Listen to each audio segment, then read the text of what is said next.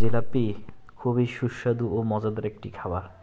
এটির চাহিদা অনেক বাংলাদেশসহ ভারত, পাকিস্তান, নেপালে খুবই জনপ্রিয় সেই জিলাপির 3.5 প্যাঁচ।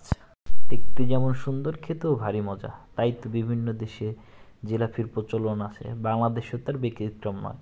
জিলাপি জিলাপি আসলেই দেখতে খুব সুন্দর, খেতেও ভারী মজা।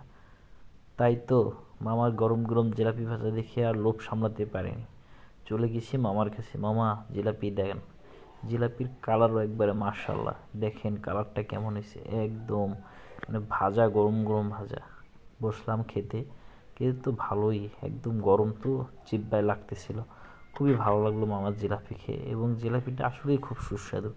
তো আবার সবাই জিলাপি বেশি খাইয়েন না, কারণ জিলাপিতে প্রচুর চিনির পরিমাণ থাকে। যাদের ডায়াবেটিস আছে তারা বিশেষ করে এড়াই চলেন। অল্প খাইয়েন না তা না, কিন্তু জিলাপিটা আসলেই খুব মজার ছিল। আর চ্যানেলটিকে সব একটু সাবস্ক্রাইব করেন, বাটনটা একটু চাইপে দেন। সাবস্ক্রাইব করলেই তো নতুন নতুন ভিডিও দিতে আগ্রহ হই। ধন্যবাদ।